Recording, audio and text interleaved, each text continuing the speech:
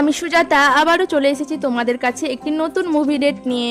Full family মিলে মনের মধ্যে প্রচন্ড এক্সাইটমেন্ট নিয়ে চলে গিয়েছিলাম ধূমকেতু মুভি দেখতে। অনেকেরই প্রায় দেখা হয়ে গেছে মুভিটা, আর আমরা দেখতে গিয়েছিলাম 16ই আগস্টের নুন শো।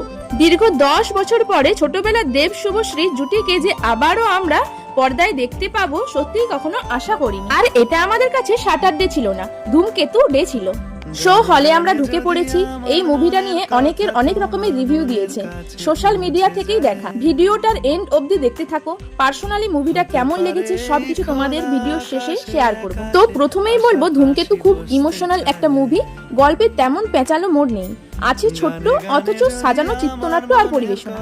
সিনেমার 2 ঘন্টা 11 মিনিট গল্পের ফাঁকগুলো বুঝতে বুঝতে কেটে গেল।